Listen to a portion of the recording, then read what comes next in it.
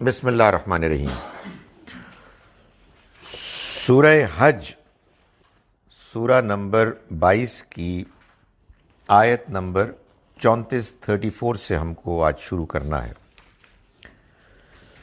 اعوذ باللہ من الشیطان الرجیم، بسم اللہ الرحمن الرحیم۔ وَلِكُلِّ أُمَّةٍ جَعَلْنَا مَنْسَكًا، اور ہم نے ہر امت کے لیے قربانی کی عبادت کا طریقہ طے کیا۔ ہم نے ان کے لیے شریعت میں قربانی کا طریقہ طے کیا۔ لِيَذْكُرُوا اسْمَ اللَّهِ عَلَى مَا رَزَقَهُم مِّن بَهِيمَةِ الْأَنْعَامِ، تاکہ وہ یاد کریں اللہ کو، نام لیں اللہ کا اس پر جو اس نے ان کو رزق دیا۔ من بہیمت الانعام، مویشی جانوروں میں سے۔ یہ اب وہی بیان چلا آ رہا ہے کہ جس میں اللہ تعالیٰ اس سورہ مبارکہ میں قریش کو خطاب کرتے ہوئے یہ بتا رہے ہیں کہ تمہیں اللہ کے گھر جیسی عظیم نعمت ملی کہ تم اس کی تولیت کرتے، اس کی دیکھ بھال کرتے، اور لوگوں کی طرف سے تمہیں عزت تو ملی، تم کو اللہ کی نگاہ میں بھی بڑا مقام ملتا اگر تم اس کو سچے طریقے سے کرتے جیسے کہ اس کے کرنے کا حق ہے۔ مگر کیا ہوا کہ تم نے اللہ کی دی ہوئی اس نعمت کو اپنی ذاتی میراث سمجھا، اپنا حق سمجھا، اور تم نے اس کے حقوق کو ادا نہیں کیا، لوگوں کو اپنے سے کمتر سمجھا، حج کی اس خصوصی اسپرٹ کو کہ جو اس عبادت میں انسان کو حاصل ہوتی ہے اگر وہ اس کو صحیح طریقے سے کرے، تم اس سے بالکل محروم رہے، جس کا نتیجہ یہ ہوا کہ جب اللہ کا پیغام تمہارے پاس آیا تو تم نے اسی تکبر کی وجہ سے، جو تکبر تمہارے اندر پیدا ہوا اللہ کے گھر کے بارے میں غلط رویہ اختیار کرنے کی وجہ سے۔ یہ عجیب بات ہے کہ وہی منصب، وہی مقام کہ جو انسان کو ملتا ہے، جس کو اگر انسان صحیح طرح سے اختیار کرے تو اس کے اندر اللہ کا خوف، عاجزی، انکساری، بندوں کے ساتھ تواضع، دنیا اور آخرت کی کامیابی اس کو حاصل ہوتی ہے۔ اگر اسی منصب اور مقام کو آدمی غلط استعمال کرے، اس کے بارے میں غلط رویہ اختیار کرے، تو وہی اس کے لیے اللہ کی نگاہ میں گر جانے کا باعث بنتی ہے، دنیا اور آخرت میں بربادی اور رسوائی کا ذریعہ بنتی ہے۔ تو اللہ تعالیٰ اب قریش کو خاص طور پر خطاب کر کے، کہ جو اس سورہ مبارکہ میں اصل مخاطب ہیں، یہ بتا رہے ہیں کہ وہ حج اصل میں کیا حج ہے، کہ جس کا حکم ہم نے عرب کے ان لوگوں کو دیا کہ جو ابراہیم کی اولاد تھے، اور ابراہیم کے ذریعے اس حج کی عبادت کو ہم نے مشروع کیا، اس کا حکم دیا۔ تو یہ کیا اللہ کے احکام ہیں، اللہ کی طرف سے بتائے گئے طریقے ہیں کہ جن کو کہ اختیار کرنا چاہیے اور کس اسپرٹ کے ساتھ کرنا چاہیے۔ تو یہ بیان چل رہا تھا، تو فرمایا کہ یہ جو ہم نے قربانی کا طریقہ بتایا ہے، یہ شروع سے چلا آ رہا ہے۔ جب سے اللہ کے بندے اس دنیا میں آئے اور اللہ نے ان کو اپنے پیغامات سے نوازا، تب سے اللہ نے جانور کی قربانی کو دین، شریعت، عبادت میں خصوصی حیثیت دی۔ اس لیے بھی ان کے انسان ان جانوروں کو کہ جو اللہ کی طرف سے ایک عظیم نعمت کے طور پر ان کو ملے ہیں، قربان کر کے اللہ کی شکر گزاری کا اظہار کریں، اور اس لیے بھی کہ انسان اس قربانی کو اپنی جان کی نظر کے طور پر پیش کرے، یعنی وہ یہ جذبہ ظاہر کرے کہ اے خدایا میں حاضر ہوں، میری جان حاضر ہے، لیکن تو نے مجھ سے میری جان نہیں مانگی ہے ابھی، تو میں اس کی جگہ پر اس جانور کو پیش کر رہا ہوں کہ جس کی جان لینا کھانے کے لیے بھی تو نے میرے لیے جائز کیا ہے، مگر اب کی بار جو میں اس کو قربان کر رہا ہوں تو اصل میں تجھے یہ کہہ رہا ہوں کہ میں بھی حاضر ہوں۔ سو یہ اصل میں وہ عبادت ہے کہ جو آپ سمجھیں کہ عبادت کی انتہا ہے۔ اگر صحیح اسپرٹ کے ساتھ اس کو کیا جائے تو گویا کہ اپنے آپ کو اللہ کے حوالے کرنے کا یہ آخری نشان ہے کہ آپ نے جانور کو قبلہ رخ کر کے لٹا کے اس پر چھری چلائی اور اپنے اندر یہ جذبہ رکھا کہ میں حاضر ہوں۔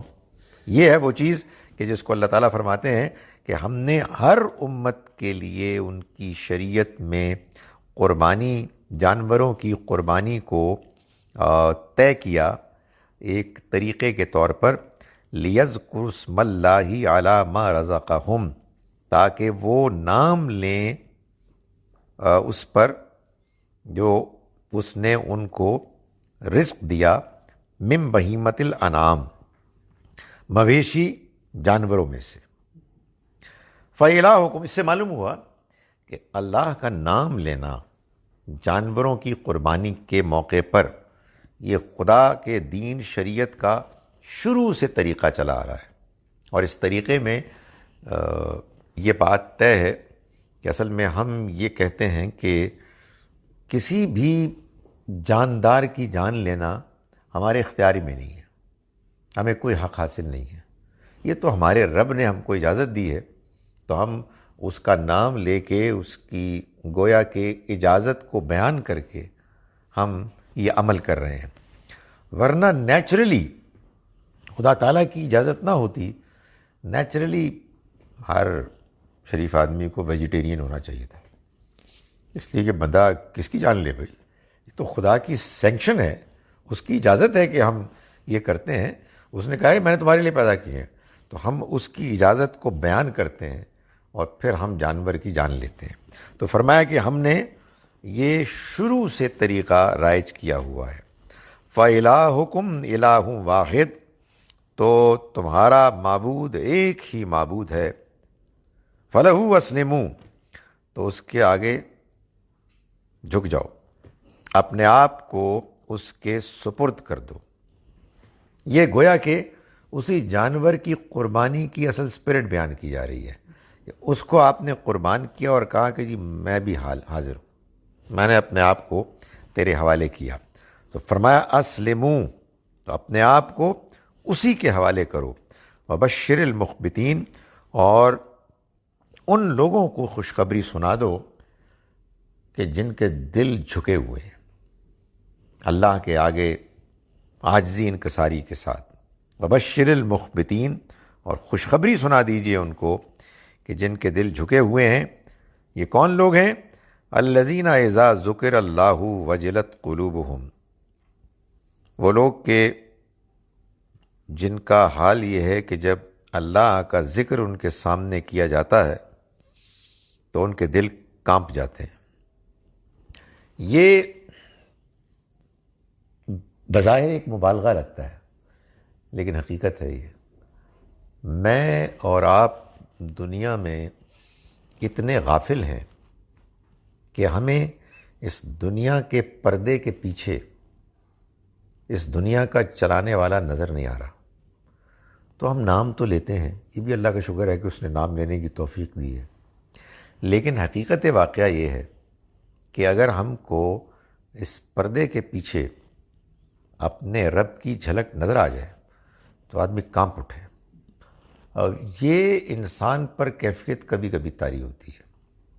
کبھی کبھی ایسا ہوتا ہے کہ اللہ تعالیٰ یہ بتاتا ہے کہ دیکھو میں یہ دنیا چلا رہا ہوں، تمہارے پاس جو کچھ بھی ہے نا اس میں سے کچھ بھی تمہارا نہیں، تمہیں اس میں سے کسی چیز پر کوئی اختیار نہیں۔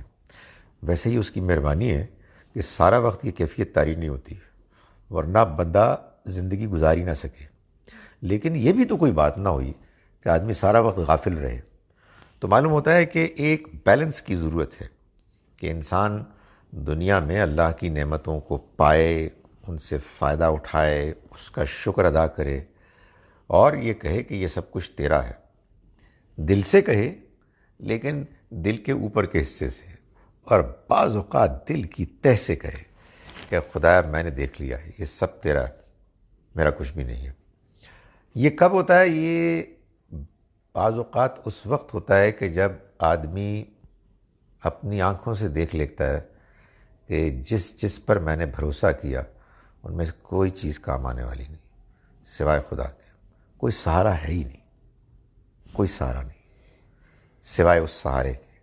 اور یہ ہر شخص کی زندگی میں اللہ تعالیٰ ایسا کرتا ہے کہ ایسے واقعات ہوتے ہیں کہ جس میں اس کو یہ موقع ملتا ہے کہ اوپر والے کی مکمل قدرت، کمپلیٹ کنٹرول کا انسان کو احساس ہوتا ہے.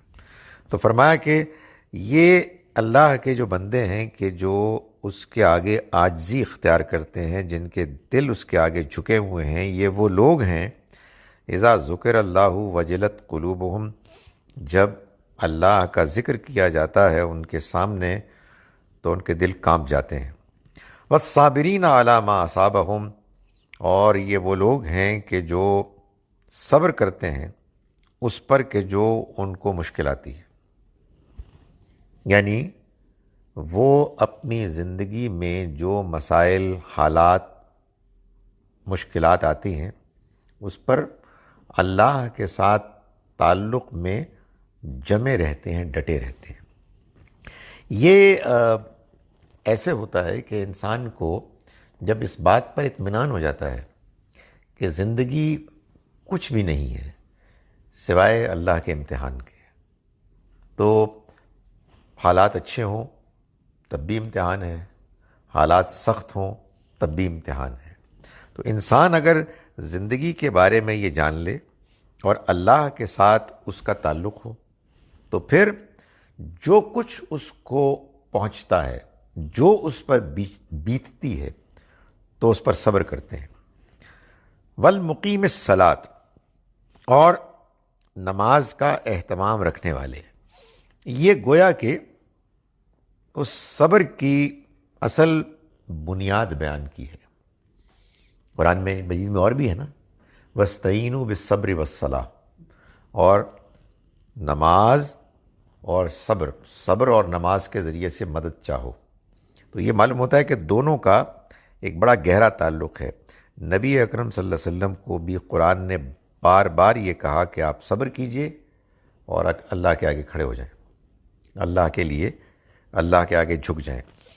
اس کی وجہ یہ ہے کہ جس طرح کہ قرآن مجید نے ایک جگہ کہا کہ وما صبرک الا باللہ، آپ کا صبر تو ممکن ہی نہیں ہے سوائے اللہ کے، اللہ کے ساتھ تعلق کے. تو اللہ کے ساتھ تعلق کا بہترین اظہار نماز میں ہوتا ہے. جب آپ نماز پڑھتے ہیں ایسے کہ آپ اللہ کے ساتھ اپنے تعلق کو محسوس کرتے ہیں تو آپ کے اندر پھر صبر پیدا ہوتا ہے، حوصلہ پیدا ہوتا ہے. آپ یہ محسوس کرتے ہیں کہ یہ حالات اسی کی طرف سے. دیکھیں، گزارش یہ ہے کہ یہ بات کہ اللہ نے ہم کو پیدا کیا ہے، وہی دنیا چلا رہا ہے، یہ دنیا ایک آزمائش ہے، ہمیں پلٹ کر اس کی طرف جانا ہے، یہ تھیوری ہے، یہ الفاظ ہیں. اللہ کا شکر ہے ہم ان کو بولتے ہیں، مگر اس پر ہمیں اطمینان ہے. یہ چیز تو انسان کو اس وقت حاصل ہوتی ہے کہ جب اسے کوئی ایسا موقع آتا ہے کہ جس میں وہ یہ محسوس کرتا ہے کہ یہ کیا ہو گیا یار، یہ تو میری توقع سے بالکل مختلف ہے. اور بندہ یہ کہتا ہے کہ نہیں، میں اپنے اللہ کو مانتا ہوں اور میں اس کے آگے جھکتا ہوں، اس سے ہمت مانگتا ہوں. یہ ہمت مانگنا، اللہ کے ساتھ تعلق کا قائم ہونا، یہ نماز سے ہوتا ہے. وَمِمَّا رَزَقْنَاهُمْ يُنْفِقُونَ، اور اس میں سے جو ہم نے ان کو رزق دیا وہ خرچ کرتے ہیں. یعنی یہ لوگ ہیں کہ جو عاجزی اختیار کرنے والے ہیں، یہ صبر کرتے ہیں، نماز پڑھتے ہیں، اللہ کے راستے میں خرچ کرتے ہیں. یعنی دنیا کے بارے میں وہ اس حقیقت کو جان گئے ہیں کہ اس میں جو مال ہے نا، مال وہ بندے کا اپنا ہے ہی نہیں. وہ اللہ نے تقسیم کیا ہوا ہے اپنی خاص اسکیم کے مطابق اپنے بندوں میں ایسے کہ وہ بعضوں کو زیادہ دے کر اور بعضوں کو کم دے کر آزما رہا ہے۔ جن کو زیادہ ملا ہے ان کی آزمائش یہ ہے کہ وہ اس مال میں ایک حصہ دوسروں کے لیے نکالیں اور ان پر خرچ کریں، اور جن کو کم ملا ہے ان سے اس نے یہ توقع کی ہے کہ وہ اللہ نے جو کچھ دیا ہے اس پر صبر کریں، شکر کریں، اور اگر اللہ کی طرف سے ان کے لیے کوئی مدد آتی ہے تو ان کے بھی شکر گزار ہوں۔ تو یہ دونوں ہی امتحانات ہیں۔ تو اللہ کے بندوں کے پاس چاہے کتنا ہی کم کیوں نہ ہو خرچ کرنے کے لیے، وہ اس کے راستے میں خرچ کرتے ہیں، اس لیے کہ اس کے نتیجے میں انسان کا تعلق بندوں سے بھی جڑتا ہے، اللہ سے بھی جڑتا ہے، اور ایک تزکیہ ہوتا ہے، پاکیزگی پیدا ہوتی ہے۔ مال ہے نا کہ جس کو آپ جتنا زیادہ خرچ کریں گے جتنا زیادہ آپ کے پاس آئے گا عیاشی کے لیے، آدمی اور دور ہو جائے گا اللہ سے۔ تو اسی مال کو انسان خود اپنے ہاتھوں سے دوسروں کو دیتا ہے تو اس میں ایک یہ جذبہ پیدا ہوتا ہے، اللہ کی طرف سے انسان توفیق مانگتا ہے کہ مجھے اس مال کی گندگی سے محفوظ رکھ، اس مال کے نتیجے میں جو انسان کو برائی کرنے کے امکانات ملتے ہیں تو مجھے ان سے محفوظ رکھ۔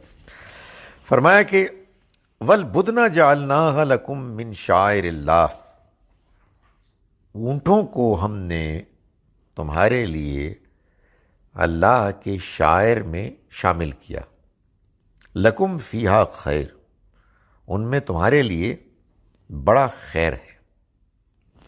یہ اس لیے خاص طور پر اونٹوں کا ذکر آیا کہ ایک تو یہ کہ عربوں کے لیے اونٹوں کی بڑی حیثیت تھی، وہ ان کے سفر کے ساتھی، صحرا کے سفینہ وہی ہوتے تھے، اور ان کا گوشت، ان کی کھال، ان کا دودھ، سب کچھ ان کے لیے معلوم ہوتا ہے کہ سب سے بڑی نعمت وہی ہے۔ ایک ایسا اللہ نے جانور بنا دیا کہ جو اپنے قد کاٹھ میں بہت بڑا ہے، اور آدمی ایک نکیل پکڑتا ہے اور جہاں چاہے اس کو لے جائے۔ تو آپ دیکھیں کیا کنٹرول ہے جو اللہ تعالیٰ نے دیا۔ اس کے بارے میں ایک خامخواہ تردد، ایک کنفیوژن پیدا ہو گئی یہودیوں کے ایک خاص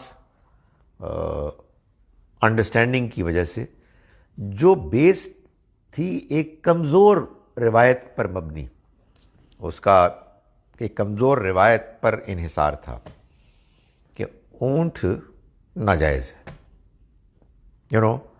قرآن مجید نے سورہ آل عمران میں غالباً آیت نمبر 93 میں اس کو واضح کیا، کیونکہ آپ دیکھیں کتنا زبردست پروپیگنڈا تھا یہ، کہ انہوں نے مشہور کر دیا کہ دیکھو یہ اللہ کا دین کیسے ہو سکتا ہے بھائی، یہ تو ایک صاف ناجائز حرام چیز کو جائز قرار دے رہے ہے نا۔ آپ کے کوئی مسلمانوں میں کہے کہ یار وہ دیکھو یار وہ کیسا انسان ہے، وہ کہہ رہے سور حلال ہے۔ جیسے ہمارے آپ کے ہاں سور کے بارے میں ہم بہت زیادہ سینسٹیو ہیں، تو ان کے ہاں ایک خامخواہ غلط فہمی پیدا ہو گئی تھی کہ اونٹ کا گوشت حرام ہے۔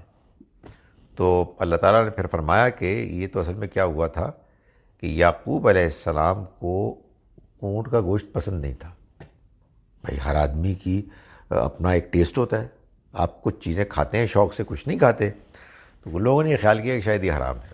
تو خاص طور پر پھر اللہ تعالیٰ نے عربوں میں یہ بات واضح کی، اس لیے کہ ان کے پیچھے یہودی تھے جو ان کو مذہبی انفارمیشن دیتے تھے، یہ واضح کیا کہ اونٹ کی قربانی کے بارے میں تمہیں کوئی کنفیوژن نہیں ہونی چاہیے، اس لیے کہ اونٹوں کو بھی ہم نے تمہارے لیے شاعر اللہ کے شاعر بیان کیے۔ شاعر میں بتا چکا پچھلی مرتبہ، شعیرہ کی جمع ہے، جس کا مطلب ہے ریلیجس سمبلز، یعنی پورے کا پورا حج اصل میں ان مذہبی علامتوں پر مشتمل ہے کہ جن کو جب آپ پورا کرتے ہیں، بجا لاتے ہیں، تو آپ کسی نہ کسی دینی حقیقت کو پاتے ہیں، آپ کے اندر کسی نہ کسی دینی حقیقت کو اپنے اندر اختیار کرنے کا جذبہ پیدا ہوتا ہے۔ قربانی اس میں ایک بڑی نمایاں چیز ہے۔ میں نے ابھی اس کو بیان کیا کہ دینی لحاظ سے ہمارے اندر جو ایک آخری انتہائی جذبہ ہو سکتا ہے وہ یہ ہے کہ ہم اپنے آپ کو اللہ کے لیے قربان کر دیں۔ علامتی طور پر جانور کی قربانی کو اس کا متبادل قرار دے دیا گیا، تو یہ شاعر اللہ ہے۔ تو فرمایا انہی میں اونٹوں کی قربانی بھی شامل ہے۔ فَاذْكُرُ اسْمَ اللَّهِ عَلَيْهَا صَوَافَّ، تو تم ان پر اللہ کا نام لو، صواف، ان کو صف بستہ کر کے، یعنی جیسے تم نماز میں کھڑے ہوتے ہو نا، ایسے ہی تم اونٹوں کو ایک لائن میں کھڑا کرو، اور پھر وہ اونٹوں کی قربانی کو کہتے ہیں نہر، فصلی لربک ونحر، سو تم ان کو کھڑا کرو، فیضا وجبت جنوبہا، پھر جب وہ اپنے پہلوؤں پر گر پڑے، یعنی قربانی کے بعد قبلہ رخ کیا، صفوں میں کھڑا کیا، ان کو آپ نے نیزے سے ان کی نہر کی، ان کو قربان کیا، پھر وہ گر گئے، ایسے لگتا ہے جیسے کہ وہ اللہ کے حضور جیسے سجدے میں گرتے ہیں ویسے گر گئے۔ فَكُلُوا مِنْهَا، تو کھاؤ ان میں سے، یعنی ان کا گوشت کھاؤ، وَأَطْعِمُوا الْقَانِعَ وَالْمُعْتَرَّ، تو تم کھلاؤ ان کو بھی کہ جو قناعت کیے ہوئے ہیں، یعنی بھوکے ہیں، ضرورت مند ہیں، مانگتے نہیں ہیں، والمعترہ، اور ان کو بھی جو مانگتے ہیں، مانگنے کے لیے آ جائیں، ان کو بھی کھلا دو، مگر پرائرٹی ان کی ہے کہ جو نہیں مانگتے، مطلب جو سفید پوش ہیں، غیرت مند ہیں، وہ ضرورت مند ہیں مگر ضرورت کے لیے ہاتھ نہیں پھیلاتے۔ اس سے معلوم ہوا کہ اگر ضرورت مند ہے اور کوئی مانگتا ہے تو یہ ناجائز نہیں ہے، لیکن پرائرٹی اسی کی ہے، بہتر وہی ہے کہ جو ضرورت کے باوجود نہیں مانگتا۔ تو فرمایا کہ ان سے کھلاؤ، تم ان کو بھی کھلاؤ کہ جو قناعت کیے ہوئے ہیں، ضرورت مند ہونے کے باوجود وہ نہیں مانگ رہے، اور ان کو بھی کھلاؤ جو مانگنے کے لیے آ جائیں۔ کذالک سخرناھا لکم، اسی طرح سے ہم نے ان کو تمہارے لیے مسخر کر دیا، تمہاری خدمت میں لگا دیا، لعلکم تشکرون، تاکہ تم شکر ادا کرو۔ یعنی یہ سب نعمتیں اللہ کی ہیں، یہ جانور بھی اللہ کے دیے ہوئے ہیں، تمہارے لیے کتنی مختلف ضرورتوں کو پورا کرنے میں کام آتے ہیں۔ تم کو اللہ تعالیٰ یہ حکم دے رہا ہے کہ تم اس کے حج اور عمرے کی جو مختلف عبادت کی طریقے ہیں، رسمیں ہیں، ان کو پورا کرنے میں ان کو بھی تم قربان کرو، اور اللہ نے یہ جان لو ان کو تمہارے لیے پیدا کیا ہے، تمہاری خدمت کے لیے، اور یہ اس لیے کیا ہے تاکہ تم اس کے شکر گزار بنو۔ لن ینال اللہ لحومھا ولا دماؤھا، اللہ کو نہ تو ان کا گوشت پہنچتا ہے اور نہ ہی ان کا خون پہنچتا ہے، ولیکن ینالہ التقوی منکم، اس کو تو تمہارا تقوی پہنچتا ہے، یعنی تمہارے اندر کا جذبہ پہنچتا ہے، تمہارے اندر کی اسپرٹ پہنچتی ہے۔ یہ گوشت اور خون اس کو نہیں پہنچتا۔ یہ مشرکانہ جو ماحول تھا اس میں یہ ایک تصور تھا کہ خدا کو گوشت ان کا بڑا پسند ہے یا خون پسند ہے، نہیں، نہ خون پہنچتا ہے نہ گوشت پہنچتا ہے، اس کے ہاں تو تمہارے اندر کا وہ جذبہ پہنچتا ہے جس میں تم اپنے جانوروں کو قربان کرتے ہوئے کبھی تو اس کی شکر گزاری کر رہے ہوتے ہو، اور کبھی تم اپنی فرما برداری اور سپردگی کا اظہار کر رہے ہوتے ہو۔ یہ جذبہ ہے کہ جو خدا تک پہنچتا ہے۔ تو پہنچنے سے مراد یعنی اللہ سنتا ہے، اللہ دیکھتا ہے، اللہ اس کو نوٹ کرتا ہے، رجسٹر کرتا ہے، اور اللہ تعالیٰ اس کے نتیجے میں، اس کے بدلے میں انعام دینے کا فیصلہ کرتا ہے۔ یہ وہی بات ہے کہ ہم اللہ سے جب دعا کرتے ہیں، جب ہم دل سے دعا کرتے ہیں تو وہ دعا اللہ کو پہنچتی ہے۔ اسی سے وہ لفظ ہے نا، اسی سے لفظ ہے، کیا بھلا، نالے، درد کے نالے، لَن يَنَالَ اللَّهُ لُحُومُهَا وَلَا دِمَاؤُهَا، یعنی نال پہنچنا، یہ ہے۔ كَذَلِكَ سَخَّرَهَا لَكُمْ، اسی طرح سے اس نے ان کو خدمت میں لگا دیا، تمہارے لیے مسخر کر دیا، لِتُكَبِّرُوا اللَّهَ عَلَى مَا هَدَاكُمْ، تاکہ تم اللہ کی بڑائی بیان کرو اس پر کہ جو اس نے تمہیں ہدایت دی۔ معلوم ہوتا ہے کہ اللہ تعالیٰ یہ بھی چاہتا ہے کہ ہم کو جو ہدایت ملی ہے، جو ایک بہت بڑی نعمت ہے، آنیسٹلی بہت بڑی نعمت ہے، کہ انسان کو یہ بات معلوم ہو گئی کہ خدا کی اسکیم کیا ہے، اس کو یہ معلوم ہو گیا کہ خدا ہم سے کیا چاہتا ہے، یہ بات معلوم ہو گئی کہ ہمارا اگلی منزل کیا ہے، یہ بات معلوم ہو گئی کہ ہمارے جو عزیز دنیا سے رخصت ہو چکے ہیں وہ ہم سے جدا نہیں ہوئے، لیکن بلکہ وہ ہم سے ملیں گے انشاءاللہ۔ یہ بات کہ یہ زندگی ایک آزمائش ہے، یہ بات کہ اس میں ہمیں شیطان سے لڑنا ہے، بہت بڑی نعمت ہے، بہت بڑی نعمت، سب سے بڑی نعمت یہی ہے۔ باقی تو کون بیوقوف نہیں جانتا کہ یار یہ سب کچھ ختم ہونے والا ہے، تو اس کے بعد کیا ہے، کوئی پتہ نہیں۔ تو پھر جس کو کوئی پتہ نہیں ہے، یا تو وہ نفسیاتی مریض بن جائے گا، یا وہ نشئی بن جائے گا۔ اس کی وجہ یہ کہ دنیا میں پریشانیاں ہیں، آپ ان پریشانیوں کو کیا کریں گے؟ نہ آپ کے پاس سجدہ ہے، نہ آپ کے پاس اللہ ہے، نہ اللہ کا رسول ہے، نہ آپ کے پاس نماز ہے، تو کیا کریں گے آپ؟ تو یہ ہے کہ جو ایک بہت بڑی نعمت ہے۔ تو اللہ تعالیٰ فرماتے ہیں کہ وہ یہ چاہتا ہے، اس نے یہ سب کچھ دیا، یہ طریقے بتائے تاکہ تم اللہ کی بڑائی بیان کرو کہ وہ بہت بڑا ہے، بہت عظیم ہے، اس پر اس کی بڑائی بیان کرو کہ اس نے تم کو ہدایت دی۔ وبشر المحسنین، اور آپ خوشخبری سنا دیں ان کو کہ جو محسن ہیں، جو بہترین رویہ اختیار کرنے والے ہیں، یعنی جنہوں نے بات سمجھ لی اور سمجھنے کے بعد اس کے مطابق اپنے آپ کو ڈھالنے کی کوشش میں لگ گئے، تو واقعی ان سے زیادہ خوش قسمت کون ہو سکتا ہے؟ بات بھی سمجھ میں آ گئی اور لگ گئے اس کو حاصل کرنے کے لیے، تو فرمایا ان کو خوشخبری سنا دو۔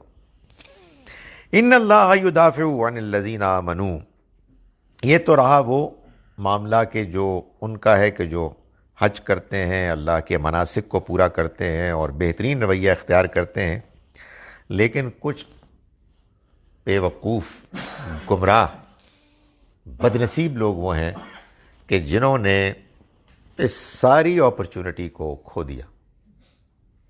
اپنے شہر میں وہ گھر تھا جس اللہ کے گھر کے گرد یہ ساری عبادتیں، یہ سارے مناسک اس سے متعلق تھے، ان کو ہر وقت یہ اپرچونٹی حاصل تھی، مگر وہ دنیا ہی کے چکروں میں پھنسے رہے، اپنی انانیت کے دھوکے میں گرفتار ہو گئے۔ تو اب ان کا کیا علاج کیا جا سکتا ہے؟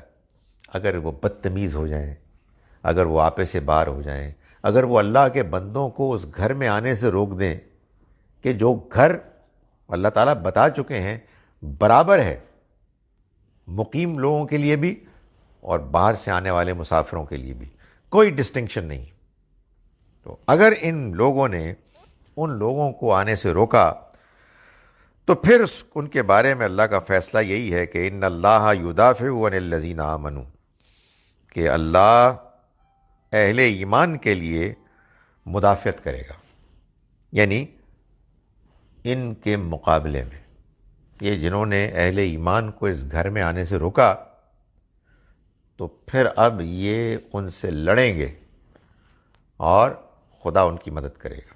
یہ اب گویا کہ وہاں سے بات اس طرف چلی گئی۔ فرمایا کہ ان اللہ لا يحب کل خوان کفور، اللہ نہیں پسند کرتا کسی خوان کو، کسی دھوکے باز کو، اور کفور ناشکرے کو۔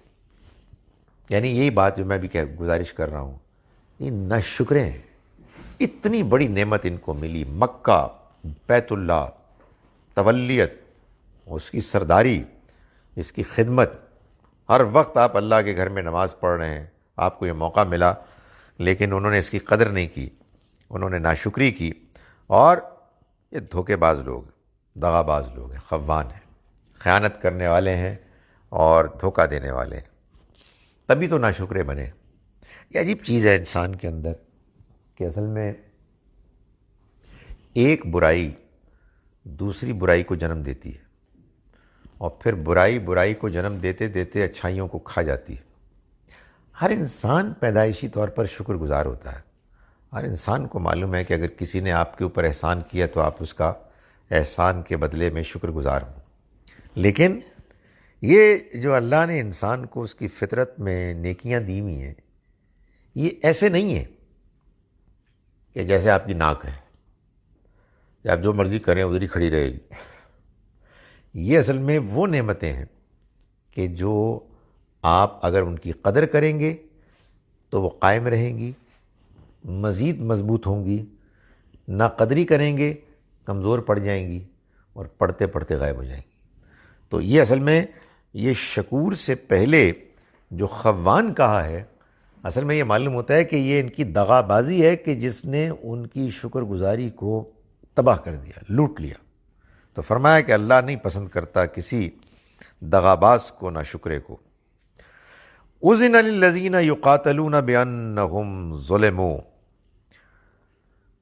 جس کا نتیجہ اب یہ ہے، جب یہ اللہ نے فیصلہ کیا کہ اجازت دے دی گئی ان لوگوں کو کہ جن سے جنگ کی گئی، بانہم ظلموا، اس لیے کہ ان پر ظلم کیا گیا۔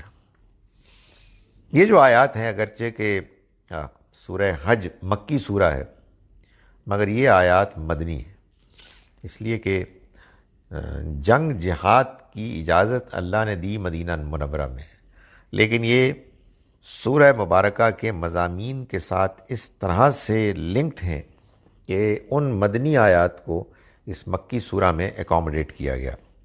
فرمایا کہ اجازت دے دی گئی ان لوگوں کو کہ جن کے خلاف جنگ کی گئی اس وجہ سے کہ ان پر ظلم کیا گیا۔ یعنی مطلب یہ ہے کہ اب یہ نہیں ہوگا کہ یہ ظلم کریں گے اور اس ظلم کا جواب نہیں دیا جائے گا۔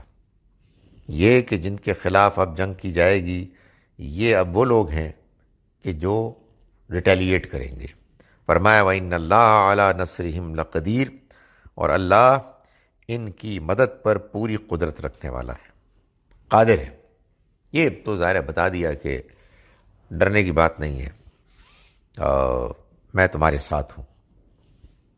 اللہ مسلمانوں کو، اہل ایمان کو ہر وقت لڑنے کے لیے نہیں کہتا۔ ظاہر ہے کہ وہ موقع بھی ہوتے ہیں کہ جب آپ ایسی پوزیشن میں نہیں ہوتے، آپ کے صبر کا امتحان ہوتا ہے، صرف جھیلنے کا، برداشت کرنے کا امتحان ہوتا ہے۔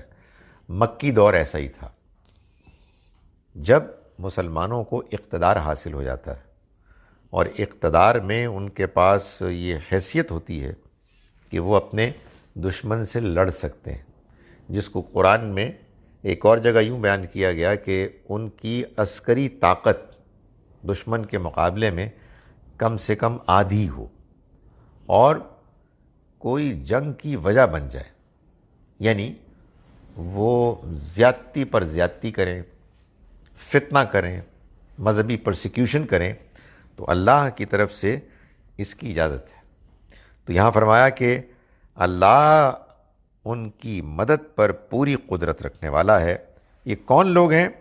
الذین اخرجوا من دیارہم بغیر حق، یہ وہ لوگ ہیں کہ جن کو ان کے گھروں سے نکالا گیا، یعنی یہ مسلمان جو ہجرت پر مجبور ہو گئے، اس لیے کہ مکے کی سرزمین میں ان کے لیے مسلمان بن کے، اللہ کا بندہ بن کے رہنے کا امکان باقی نہیں رہا۔ تو فرمایا یہ وہ لوگ ہیں کہ جو نکالے گئے اپنے گھروں سے بغیر کسی وجہ کے، کسی جسٹیفیکیشن کے، الا ان یقولوا ربنا اللہ، سوائے اس کے کہ وہ کہتے ہیں کہ ہمارا رب اللہ ہے۔ یعنی مطلب یہ ہے کہ اللہ کے اوپر ایمان لانے کے نتیجے میں ان پر یہ زیادتیاں ہو رہی ہیں۔ یعنی یہ کائنات اس کی بنائی ہوئی ہے، وہی ہے کہ جو اس کو چلا رہا ہے، اس کے بندے اس کو پکار رہے ہیں، اس کا نام لے رہے ہیں، اور یہ اس کا نام لینا بعض لوگوں کے لیے اتنا بڑا جرم بن گیا ہے کہ وہ اس کے نتیجے میں ان سے لڑنے، ان کو مارنے کے لیے تیار ہیں۔ فرمایا کہ وَلَوْلَا دَفْعُ اللَّهِ النَّاسَ بَعْضَهُمْ بِبَعْضٍ، اگر ایسا نہ ہوتا کہ اللہ بعض لوگوں کو بعض دوسروں کے ذریعے سے دور کرتا، دفع کرتا۔ یہ اصل میں اب اللہ تعالیٰ یہ بتا رہے ہیں کہ یہ جو اللہ کی طرف سے اجازت ملی ہے، اس اجازت کی وجہ کیا ہے؟ یہ سوال اصل میں سورہ بقرہ میں بھی پیدا ہوا اور اللہ نے اس کا جواب دیا۔ دیکھیں، ظاہر ہے کہ جب نبی صلی اللہ علیہ وسلم نے دعوت دی تو اس دعوت کے جواب میں لوگ ایمان لائے۔ لوگ جب ایمان لاتے ہیں تو وہ اصل میں اللہ کے دین کو اختیار کرنے کے لیے آتے ہیں۔ اللہ کا دین کیا ہے؟ اللہ کی عبادت اور اللہ کے بندوں سے حسن سلوک، نیکی، سچائی، دوسروں کی مدد، دوسروں کے دکھ درد میں شریک ہونا، یہی ہے نا۔ اس میں لڑنا مارنا کہاں آ گیا؟ یہ سوال پیدا ہوا۔ یہ سوال جب پیدا ہوا تو اللہ تعالیٰ نے وہاں بھی جواب دیا اور یہاں بھی جواب دیا۔ یہ سوال پیدا ہو سکتا ہے، اس کی وجہ یہ ہے کہ نیک آدمی، نرم دل آدمی، وہ تو اس بات سے بہت پریشان ہو کہ یار لوگ مریں گے، بندے مر جائیں گے۔ اس کو آدمی اپنے اندر خدا پر ایمان لانے کے نتیجے میں کیسے انٹرٹین کر سکتا ہے؟ تو اللہ تعالیٰ نے پھر بات سمجھائی کہ دیکھو، یہ جو ہم نے ان کو لڑنے کی اجازت دی ہے، اس کی وجہ معلوم ہے کیا ہے؟ فرمایا اس کی وجہ یہ ہے کہ وَلَوْلَا دَفْعُ اللَّهِ النَّاسَ بَعْضَهُمْ بِبَعْضٍ، اگر اللہ لوگوں کو ایک دوسرے کے ذریعے سے دفع نہ کرتا، لَهُدِّمَتْ، تو ڈھا دیے جاتے کیا؟ صَوَامِعُ وَبِيَعٌ وَصَلَوَاتٌ، یہ تین الگ الگ عبادت گاہیں ہیں جن کا ذکر کیا گیا ہے۔ خانقاہیں، گرجے، کنیسے۔ ایک سمجھیں کہ وہ عبادت گاہ ہے کہ جو عمومی ہے، لوگ اللہ کو یاد کرتے ہیں اور درویشی کا ایک رویہ اختیار کرتے ہیں۔ آپ سمجھیں کہ جس کو ہم کہتے ہیں خانقاہیں۔ ایک مسیحیوں کی عبادت گاہ ہے جن کو آپ گرجے کہتے ہیں۔ ایک یہودیوں کی عبادت گاہ ہے جس کو یہاں صلوات کہا گیا ہے، یعنی کنیسے۔ یہ تین ذکر اس لیے کیے کہ یہ جب اجازت ملی تو پیچھے یہود و نصارہ ظاہر تیار تھے کہ یہ کیا لڑائی کا ذکر ہو رہا ہے۔ تو فرمایا کہ اگر اللہ بعضوں کے ذریعے سے بعضوں کو دفع نہ کرتا تو یہ عبادت گاہیں ختم ہو جاتی۔ جب عبادت گاہوں کا ذکر کیا گیا تو چوتھے نمبر پر آیا مسجدوں کا ذکر۔ عبادت گاہیں سب کی، یعنی ان کا دفاع یہ اصل میں جہاد کے ذریعے سے ہوگا۔ یہ نہیں آپ کریں گے تباہی مچ جائے گی۔ تو فرمایا کہ اگر ایسا نہ ہوتا تو پھر ڈھا دیے جاتے خانقاہیں، گرجے، کنیسے، مسجدیں، یذکروا فی حسم اللہ کثیرا، جس میں اللہ کے نام کا کثرت سے ذکر کیا جاتا ہے. یعنی یہ وہ عبادت گاہیں ہیں جس میں اللہ کو یاد کیا جاتا ہے، یہ ختم ہو جاتی. اس لیے یہ ضروری ہے کہ وہ لوگ کے جو شریر ہیں، وہ لوگ کے جو ظلم زیادتی کرنے والے غنڈے لوگ ہیں، ان کے لیے نیک لوگ، اللہ کو ماننے والے لوگ، وہ میدان میں اتریں اور ان کو ان کے ظلم سے روکیں. اللہ چاہے تو خود ہی روک دے، لیکن اللہ تعالیٰ اپنے بندوں کو اس کا شرف دیتا ہے، اس امتحان میں ڈالتا ہے جس میں وہ اللہ کی مدد کریں. یعنی اللہ کا کام ہے کہ وہ ان لوگوں کے ہاتھ پکڑے.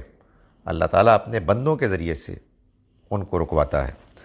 فرمایا کہ یہ وہ جگہیں ہیں کہ جہاں اللہ کا ذکر کیا جاتا ہے کثرت کے ساتھ. یعنی مطلب یہ ہے کہ اگر اللہ کے ماننے والے بندے جہاد نہیں کریں گے تو پھر غنڈے بدماش وہ دنیا میں فساد مچا دیں گے، تہذیبوں کو لوٹیں گے، لوگوں کی زندگیوں کو برباد کریں گے.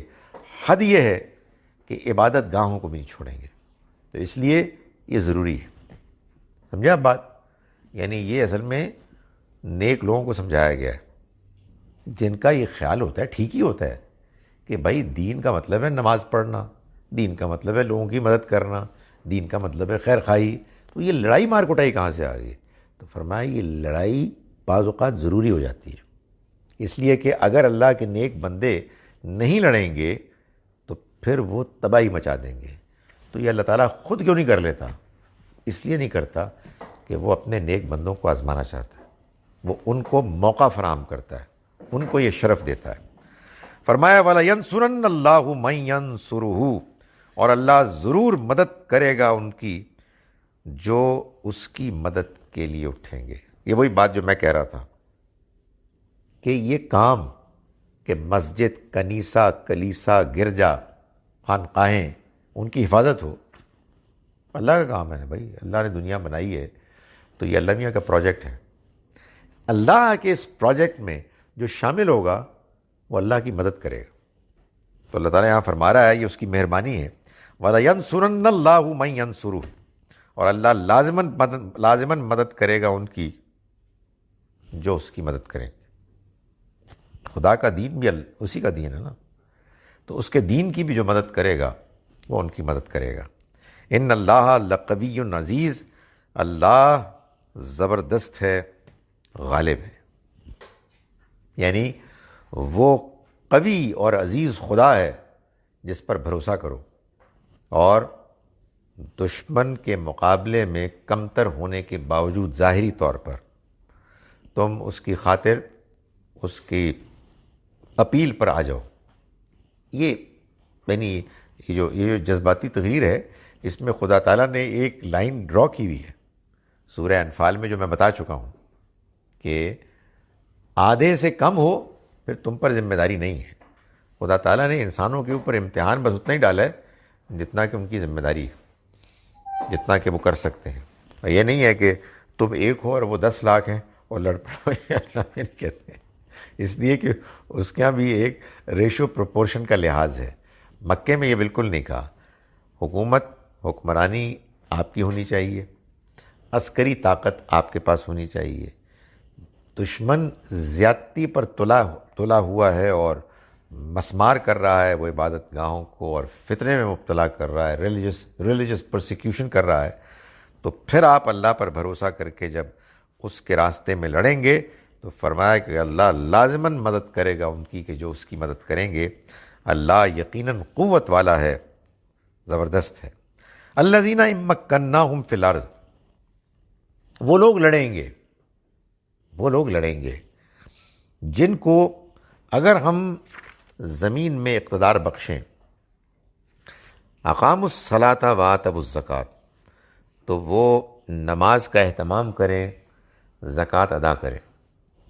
یعنی یہ لوگ جن کو کہ اللہ اگر کبھی اقتدار دے دے تو وہ اللہ کے دیے ہوئے اس اقتدار کے نتیجے میں اپنی سلطنت میں نماز کا اہتمام کریں گے، مسجدیں تعمیر کریں گے، ان مسجدوں میں وہ خود سے نماز پڑھیں گے، نماز لوگوں کو پڑھوائیں گے، جمعے کا خطبہ وہی دیں گے، ان کے نمائندے دیں گے، یہ وہ کام کریں گے۔ خدا تعالیٰ نے یہ بتا دیا کہ خدا کے بندے جب اقتدار سنبھالیں گے، اور اللہ تعالیٰ نے اس میں گویا کہ ایک خوشخبری بھی سنا دی ہے ذرا انڈائریکٹلی کہ ہم ان کو زمین میں اقتدار بخشیں گے، تو یہ نماز کا اہتمام کریں گے، زکوٰۃ ادا کریں گے، وَأَمَرُوا بِالْمَعْرُوفِ اور بھلائی کی تلقین کریں گے، وَنَهَوْا عَنِ الْمُنْكَرِ اور برائی سے روکیں گے۔ یہ 4 چیزیں ہیں جو کرنے والی ہیں۔ نماز کا اہتمام، لوگوں کو نماز پڑھانا، سہولت فراہم کرنا، خود پڑھنا، اور اس کے لیے ایک تحریک چلانا۔ دوسرا، زکوٰۃ کی ادائیگی، سب لوگ جو صاحب نصاب ہیں وہ زکوٰۃ دیں گے، اور اسی کو مسلمانوں کی نظم اجتماعی کا ذریعہ بھی بنایا جائے گا، اور معاشرے میں بھلائی کو پروموٹ کیا جائے گا۔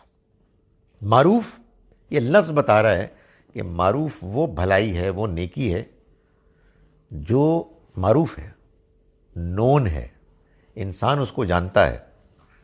اس کے لیے آپ کو کسی فقہی دلیل کی ضرورت نہیں ہے، کسی کی تقریر سننے کی ضرورت نہیں ہے، بالکل آبویس سی بات ہے۔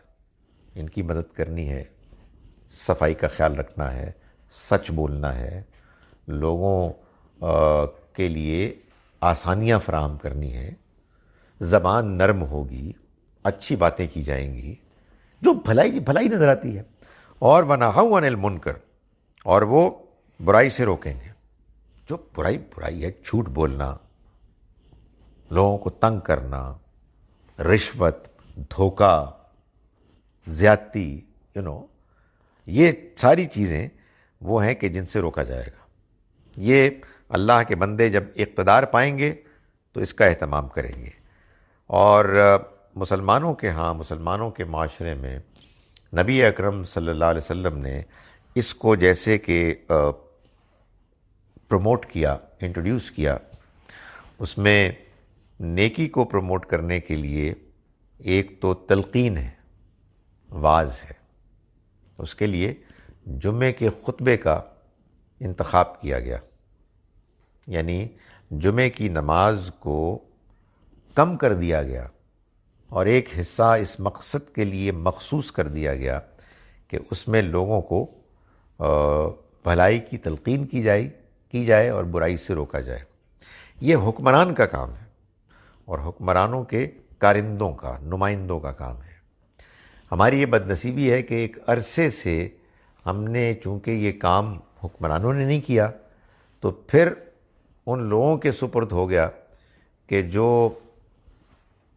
دین کے ڈھانچے کو ایک خاص صورت میں انہوں نے مینٹین رکھا ہوا ہے۔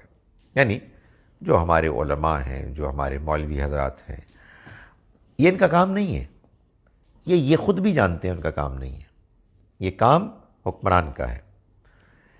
یہ ذمہ داری نہ اٹھانے کے نتیجے میں جو حکمرانوں نے کی تھی اور انہوں نے نہیں اٹھائی، یہ نقصان ہوا کہ مسجدیں پھر ان مذہبی لوگوں کی طرف کو چلی گئیں جنہوں نے اپنے اپنے مسلک، اپنے اپنے فرقوں کے نام پر مسجدیں بنائیں، جس کے نتیجے میں ایک جانب فرقے واریت آگے بڑھی، دوسری جانب ایکسٹریمزم آگے بڑھی۔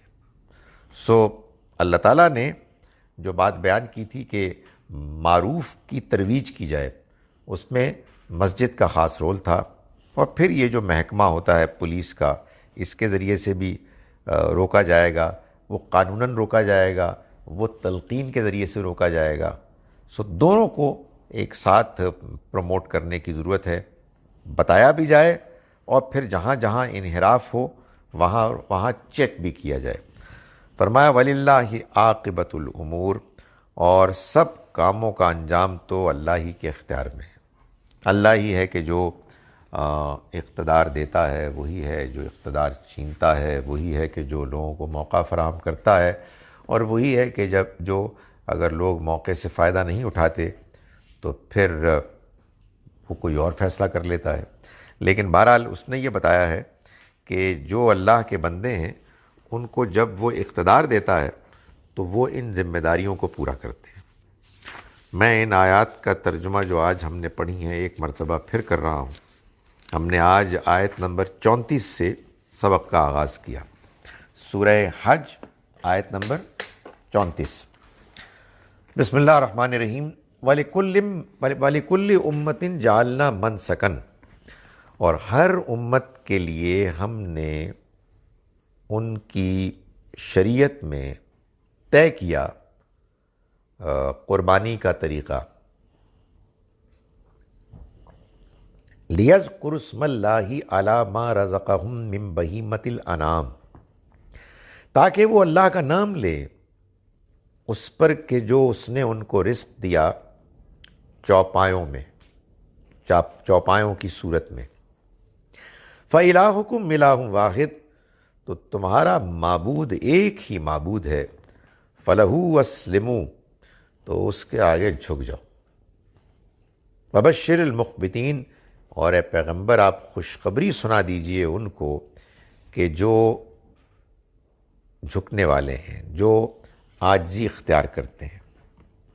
کون لوگ؟ الذین اذا ذکر اللہ وجلت قلوبہم، وہ کہ جن کے دل جھکے ہوئے ہیں۔ وہ کون لوگ ہیں؟ یہ وہ لوگ ہیں کہ اللہ کا ذکر جب ان کے سامنے کیا جاتا ہے تو ان کے دل کانپ جاتے ہیں۔ والصابرین علی ما اصابہم، اور وہ صبر کرنے والے ہیں اس پر کہ جو ان پر مشکلات آتی ہیں۔ والمقیم الصلاۃ، اور نماز کا اہتمام کرنے والے ہیں۔ ومما رزقناہم ینفقون، اور ہم نے جو رزق دیا ان کو وہ اس میں سے خرچ کرتے ہیں۔ والبدنا، اور یہ اونٹ، جعلنا، ہم نے بنایا ان کو لکم، تمہارے لیے، من شعائر اللہ، اللہ کے شاعر میں سے، یعنی یہ بھی انہی قربانی کے جانوروں میں سے ہیں۔ لکم فیہا خیر، تمہارے لیے ان میں بہت خیر ہے، بہت سے فائدے ہیں۔ فاذکروا اسم اللہ علیہا صواف، تو تم یاد کرو، ذکر کرو اللہ کے نام کا ان پر، یعنی ان کے قربانی کے موقع پر جب وہ صفوں میں کھڑے ہوں۔ فَإِذَا وَجَبَتْ جُنُوبُهَا، پھر جب وہ گر پڑیں اپنے پہلوؤں پر، فَكُلُوا مِنْهَا، تو تم کھاؤ ان میں سے، وَأَطْعِمُوا الْقَانِعَ وَالْمُعْتَرَّ، اور تم کھلاؤ ان کو بھی کہ جو قناعت کرنے والے ہیں، مانگتے نہیں ہیں، اور وہ بھی کہ جو مانگنے والے ہیں۔ کذالک سخرناہا لکم، اسی طرح سے ہم نے خدمت میں لگا دیا ان کو تمہاری، لعلکم تشکرون، تاکہ تم شکر ادا کرو۔ لن ینال اللہ لحومها ولا دماؤها، اللہ کو نہ تو ان کا گوشت پہنچتا ہے نہ ان کا خون پہنچتا ہے، ولکن ینالہ التقوی منکم، بلکہ اس کو تو تمہارے اندر کا تقوی پہنچتا ہے۔ کذالک سخرھا لکم، اسی طرح سے اس نے ان کو تمہارے لیے مسخر کر دیا، خدمت میں لگا دیا۔ لِتُکَبِّرُوا اللَّهَ عَلَى مَا هَدَاكُمْ، تاکہ تم اللہ کی بڑائی بیان کرو اس پر کہ جو اس نے تمہیں ہدایت دی۔ وَبَشِّرِ الْمُحْسِنِينَ، اور آپ عمدہ رویہ اختیار کرنے والوں کو خوشخبری سنا دیں۔ ان اللہ یدافع عن الذین آمنوا، اس کے برعکس وہ لوگ کہ جنہوں نے اللہ کے راستے سے روکا ہے، اب ان کے بارے میں اللہ نے یہ فیصلہ کیا ہے کہ وہ مدافعت کرے گا ان لوگوں کے لیے جو ایمان لائے، عن الذین آمنوا، ان لوگوں کی مدد کرے گا جو ایمان لائے۔ ان اللہ لا یحب کل خوان کفور، اللہ نہیں پسند کرتا ان کو کہ جو دھوکہ دینے والے ہیں، ناشکرے ہیں۔ اذن للذین یقاتلون بانہم ظلموا، اجازت دے دی گئی ان لوگوں کو کہ جن کے خلاف جنگ کی گئی اس وجہ سے کہ ان پر ظلم کیا گیا۔ وَإِنَّ اللَّهَ عَلَىٰ نَصْرِهِمْ لَقَدِيرٌ، اور اللہ ان کی مدد پر پوری قدرت رکھتا ہے۔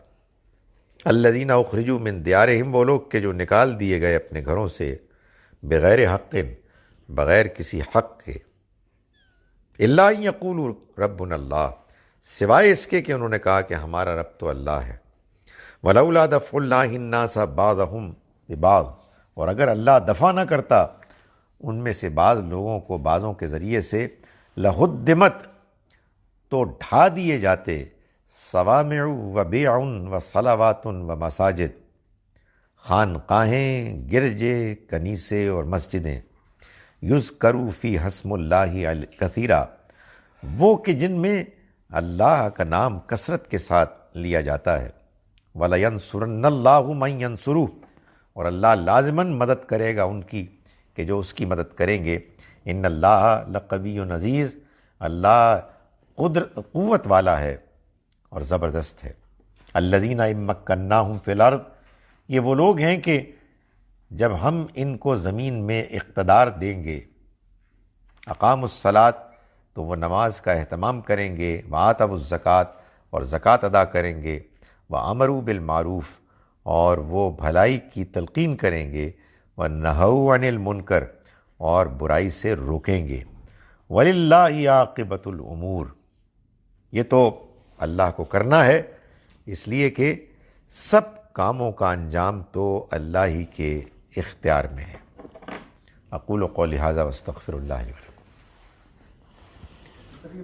جی پلیز یہاں سے لیں اور نیچے سے لیں۔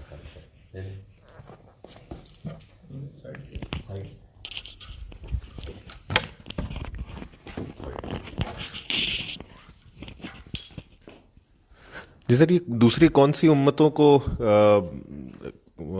قربانی کا جو مطلب یہودیوں میں اور عیسائیوں کو ان کو بھی حکم ہوا ہے قربانیوں کا ان کے؟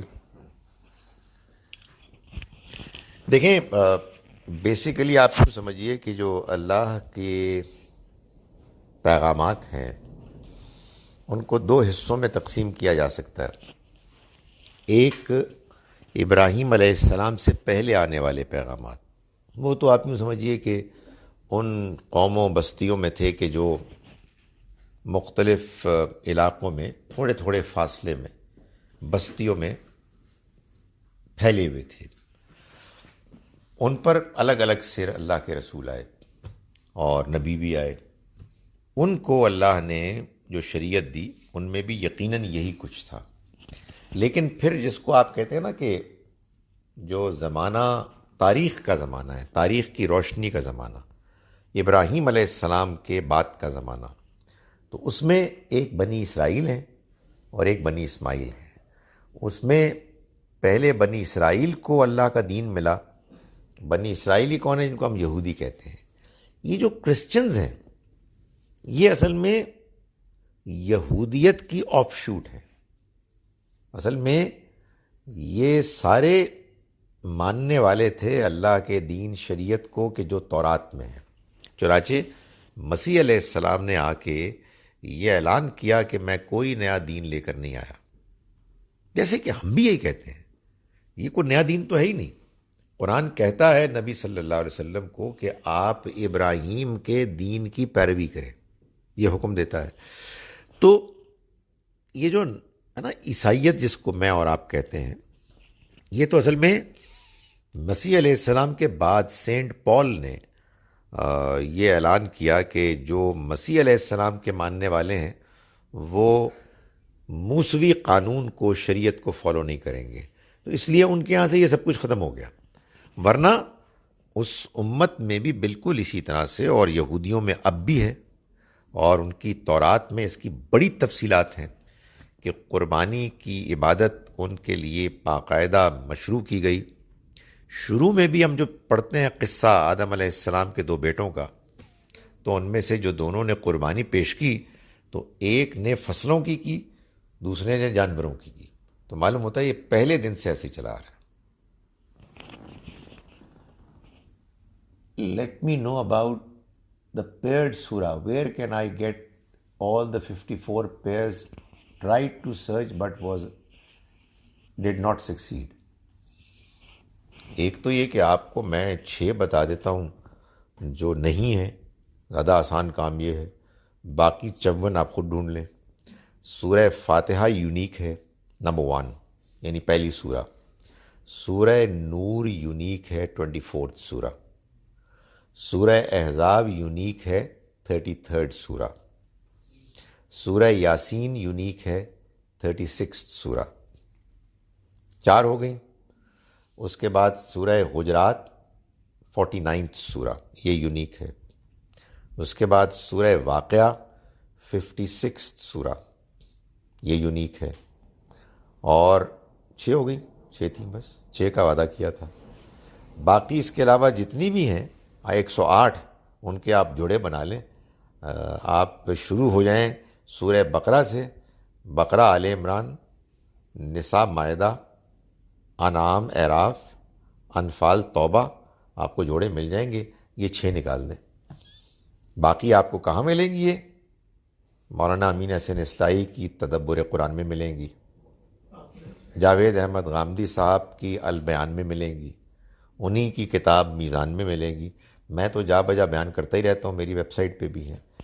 تو یہ اس طرح سے ہے. نیکی کرنا یا اللہ کی عبادت کرنا انسان کی جبلت میں کیوں نہیں؟ جب ہمیں پتہ ہی ہے کہ اللہ نے ہمیں پیدا کیا ہے اور واپس اس کی طرف ہی جانا ہے. دیکھیں، آپ نے جبلت کا لفظ استعمال کیا، ٹھیک ہی کیا. اس لیے کہ جو چیز جبلت میں ہوتی ہے اس کے کرنے پر تو آدمی مجبور ہوتا ہے. فطرت اصل میں اس کو کہیں گے کہ جو انسان کرنے کی طرف مائل ہوتا ہے اسی کو کرنے میں اس کو اطمینان ملتا ہے، اسی کے کرنے سے اس کو یہ محسوس ہوتا ہے کہ ٹھیک کام ہو گیا. لیکن اس کے نہ کرنے کا بھی امکان ہوتا ہے، اور بہت ایسا ہوتا ہے کہ فطرت کے خلاف اقدام کرنے میں کوئی فوری وقتی گھٹیا لذت ہوتی ہے، کوئی فائدہ نظر آتا ہے. جبلت جو ہے وہ ایسی ہوتی ہے کہ اس کے خلاف کرنے میں نقصان ہی ہے. کھانا کھانا بھوک میں یہ ہماری جبلت ہے، تو نہیں کھائیں گے تو نقصان ہی ہوگا، اس میں کوئی اٹریکشن نہیں ہے. ایسا کیوں ہے؟ اللہ میاں کے ساتھ تو ہر سوال کا ایک ہی جواب ہے: امتحان، آزمائش. ایک جانب آپ جھوٹ بول رہے ہوتے ہیں تو آپ اندر سے بالکل واضح ہوتے ہیں کہ آپ یہ غلط کام کر رہے ہیں، اور دوسری جانب اسی جھوٹ کا آپ کو خارج میں کوئی فوری فائدہ نظر آ رہا ہوتا ہے. یہی امتحان ہے. اچھا، یہ امتحان اتنا مشکل نہیں ہے، اتنا مشکل نہیں ہے، لیکن ہم اس کو مشکل بنا دیتے ہیں. مشکل کیوں نہیں ہے؟ دیکھیں، اللہ تعالیٰ ہم سے ایکسپیکٹ نہیں کرتے کہ ہم پرفیکٹ ہو جائیں. غلطیاں ہم سے ہوں گی، دنیا میں بڑی اٹریکشن ہے، دنیا میں بڑے مسائل ہیں، تو آدمی کسی موقع پر غلط کام کرتا ہے، جھوٹ بول لیتا ہے، مگر فوراً بعد احساس ہوتا ہے گڑبڑ ہوگی. اب یہ ہے وہ موقع کہ جب اس کے اندر پانی پت کی لڑائی شروع ہو جاتی ہے، خیر اور شر کے درمیان. خیر اپنے ڈائلاگ مار رہا ہوتا ہے، شر اپنے ڈائلاگ نعرے لگا رہا ہوتا ہے. تو انسان کو اس وقت یہ موقع ہوتا ہے کہ اپنے خیر کو وہ شر کے اوپر غالب کرے اور یہ کہے کہ نہیں، یہ میں نے ٹھیک نہیں کیا. میں جس کے ساتھ میں نے زیادتی کیا، جس پہ میں نے غصہ کیا، میں اس سے معافی مانگوں. یہ ہر انسان کے اندر اللہ نے صلاحیت رکھی ہے. یہی امتحان ہے. آدمی کی انانیت، آدمی کی جو ایگو ہے، وہ اس کہتی ہے نہیں یار، بےزتی ہو جائے گی تیری، تم نے معافی مانگ لی تو تو چھوٹا بن جائے گا، ڈٹ جا. یہ ہوتا ہے. سو یہ امتحان ہے. سو اس لیے ہے تو آپ اللہ سے دعا کریں. اللہ تعالیٰ نے یہ بڑا کرم کیا ہوا ہے کہ اس نے دعا کا بھی موقع رکھا ہوا ہے. ہماری فطرت کو بھی کلیئر رکھا ہوا ہے کانشنس کو، اچھے لوگ بھی رکھے ہوئے ہیں، اپنا کلام بھیجا ہوا ہے، اپنے پیغمبر بھیجے ہیں، اور فرشتے تائید کرتے ہیں، آدمی کی حوصلہ افزائی کرتے ہیں، تو بہت کچھ ہے. تو شیطان کا پروپیگنڈا ہے کہ یہ مشکل ہے. عقیقے کی اسلام میں کیا اہمیت ہے؟ دیکھیے، اس میں جو میری انڈرسٹینڈنگ اب تک ہے وہ یہ ہے کہ یہ بچے کی پیدائش پر عربوں کے ہاں ایک طریقہ تھا جس کو نبی صلی اللہ علیہ وسلم نے روکا نہیں، اور اس میں بعض چیزوں کو البتہ منع کر دیا، لیکن اس کو ایسے انٹروڈیوس بھی نہیں کیا جیسے مثال کے طور پر دوسری سنت عبادات کی، جیسے نماز ہے، جیسے حج کی اور عید کی قربانی ہے، ویسے انٹروڈیوس نہیں کیا، لیکن اس سے روکا بھی نہیں. I heard if a person died in a plague, died as a shaheed, as said by our Prophet Rasul, peace be upon him. دیکھیں، بات یہ ہے کہ شہید قرآن مجید میں کہا گیا ہے اس شخص کو کہ جو اللہ کے دین کی گواہی دیتا ہے. اللہ کے پیغمبر شہید یا شاہد ہوتے ہیں، سب سے بڑے شاہد وہی ہوتے ہیں. انا ارسلناک شاہدا و مبشرا و نذیرا. پیغمبر صلی اللہ علیہ وسلم کو خطاب کر کے کہا کہ اے پیغمبر، ہم نے آپ کو شاہد اور خوشخبری سنانے والا اور گواہی دینے والا بنا کر بھیجا ہے. شاہد، شہید یعنی اللہ کے دین کی گواہی دینے والا. آپ جانتے ہیں، ہم نے ابھی وہ ترجمے میں وہ آیت پڑھی ہے، یہاں شاید پڑھنی ہے، پڑھ چکے ہیں کہ کذالک جعلناکم امۃ وسطا. اسی طرح سے ہم نے تم کو بنایا ایک درمیان کی امت، لتکونوا شہداء علی الناس، تاکہ تم ہو جاؤ لوگوں پر گواہ، ویکون الرسول علیکم شہیدا، اور رسول تم پر گواہ ہو جائے، رسول تم پر شہید ہو جائیں، گواہ ہو جائے. یہ کیا گواہی ہے؟ یہ اصل میں دین کی گواہی، یعنی آپ لوگوں کو بتائیں کہ یار ہمارے پاس اللہ کا پیغام ہے، تو ہم یہ پیغام تم تک پہنچانا چاہتے ہیں، ہماری بات سنو. اس شخص کی زندگی بھی گواہی دے کہ وہ اللہ کے دین کو اختیار کیے ہوئے ہے، اور وہ ایک تڑپ رکھے اپنے اندر کہ لوگوں تک بھی اللہ کے دین کی گواہی پہنچنی چاہیے. ایسا شخص کسی موقع پر حادثے کا شکار ہو جائے، کسی موقع پر کسی وبا میں مر جائے، یا کسی نیچرل اور طریقے سے مر جائے، شہید ہے. ایک بندہ گیا تھا کسی علاقے میں گیمبلنگ کرنے اور شراب پینے، اور وہاں وہ پلیگ کا شکار ہو گیا، کسی وبا کا، اور فوت ہو گیا. تو وہ شہید کیسے ہو سکتا ہے؟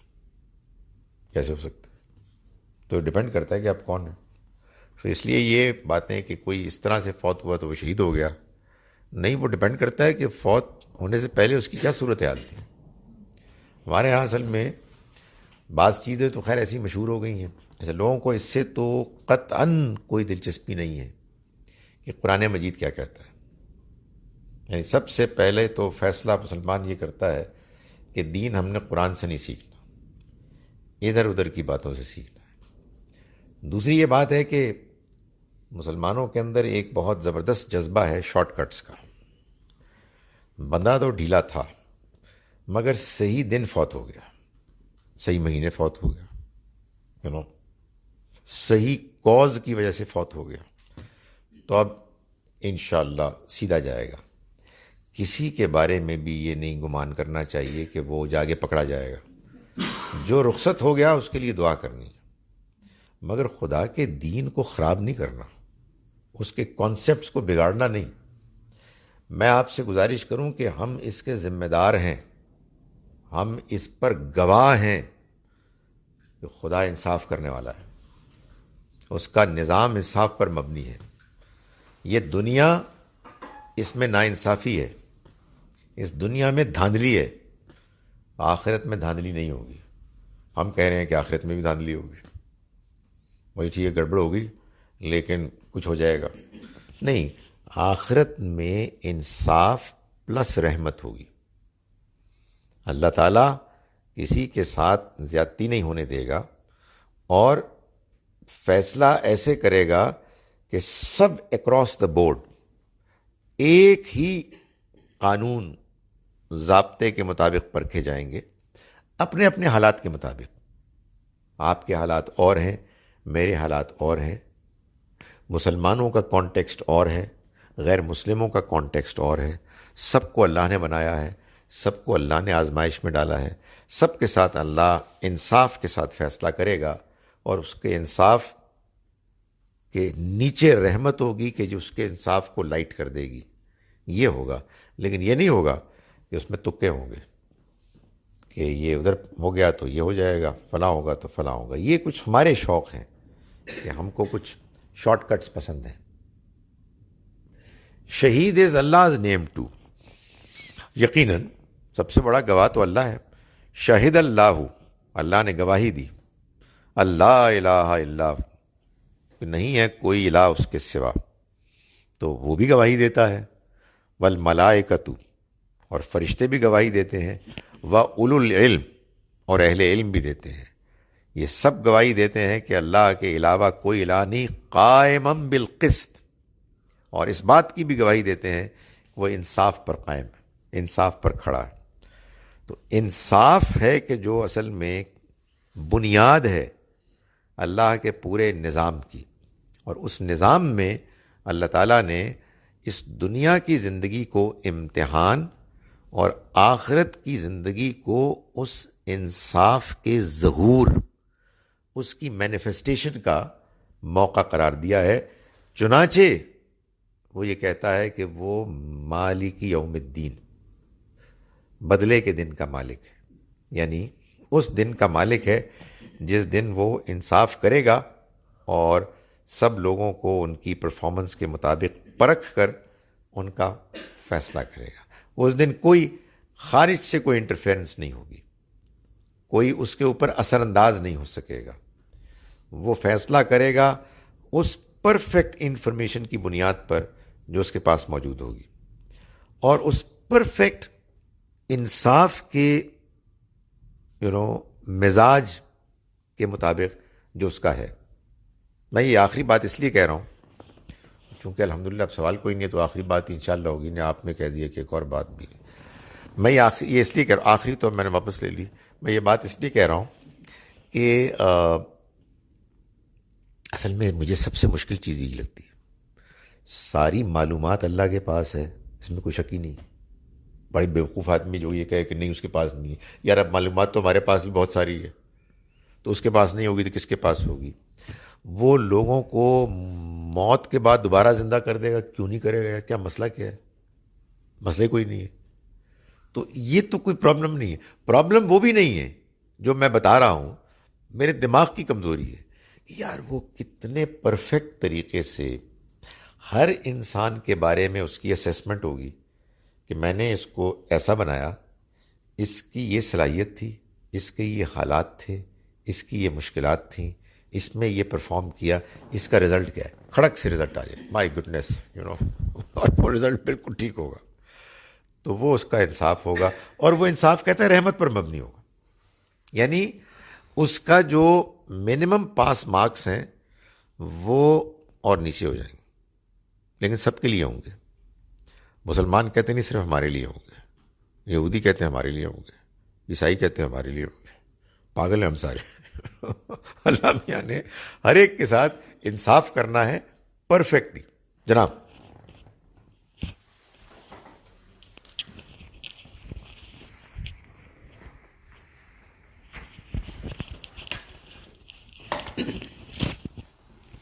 سر، ابھی آپ نے ویجیٹیرین کا ذکر کیا، بات ہوئی ابھی، تو سر مجھے تو پروٹین کی بہت کمی ہے، تو یہ بات مجھے سمجھ نہیں آئی.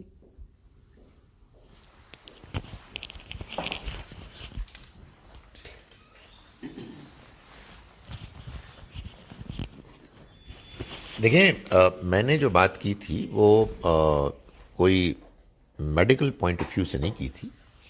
میں نے تو یہ بات کہی تھی کہ ایک آدمی تھوڑی دیر کے لیے بھول جائیں کہ خدا کا کوئی پیغام ہے. ہم انسان ہیں، بھیڑ بکریاں ہیں، گائے بھینسیں ہیں. ہم اپنی بھوک کو مٹانے کے لیے ان کو مار سکتے ہیں، نہیں مار سکتے. میں نے یہ کہا تھا، اور میری بات غلط بھی ہو سکتی ہے، آپ اس طرح کی باتیں نا سیریسلی لیا کریں. تو ایک چلتی ہوئی بات تھی کہ اگر خدا نہ کہتا کہ تم ان کو مار سکتے ہو، بڑا مشکل تھا کہ ہم مارتے ہو. تو خدا نے آپ کی پروٹین کا خیال رکھا نا، اور اس نے یہ فیصلہ کیا کہ یہ یہ کیا جائے.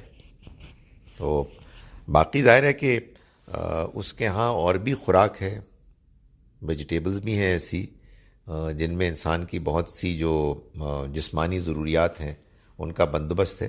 مگر میں تو اس خاص پوائنٹ آف ویو سے یہ بات کر رہا تھا کہ جو انسان کے اندر کی ایک ہے نا یہ حس کہ وہ نان وائلنٹ ہے اپنی نیچر میں، اور ریلیجن بھی اپنی پیور فارم میں نان وائلنٹ ہے.